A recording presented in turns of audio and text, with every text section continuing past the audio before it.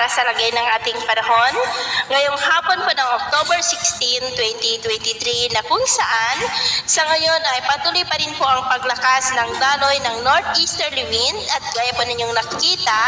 ay dumadaloy na po yan hanggang dyan sa northern part ng Bicol region at mayroon pong frontal system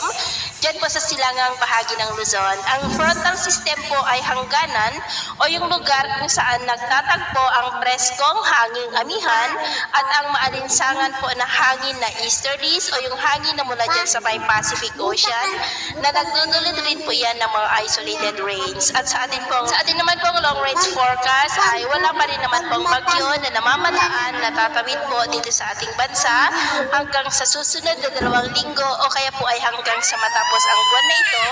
ay nananatili po na walang bagyo na mag-landfall dito po sa atin. At sa lagay ng ating panahon ngayong hapon ay maulap na kalangitan na may mga bulong-bulong pagulan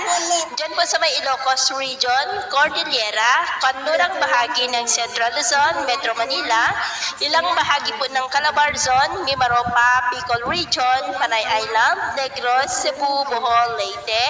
Samar Provinces at sa malaking bahagi po ng Mindanao na posibleng magtuloy-tuloy ang mga isolated rains na yan sa ilang mga lugar mamayang gabi. Kaya mag-ingat po tayo sa mga banta po ng mga pagbaha at pagguho ng lupa. Sa atin naman po mga baybayin, medyo maalon po dyan sa silangang baybayin ng ating bansa, maging po sa mga baybayin ng extreme northern Luzon. Kaya sa ating mga kababayan po, lalo na sa mga mangingisda na gumagamit po ng maliliit na bangka, ay doble ingat po o kaya ay hanggat maaari, iwasan muna natin ang papalaot sa mga nabanggit na mga baybayin dahil ang mga alon po ay posibleng aabot hanggang po sa 1.5 to 2 meters.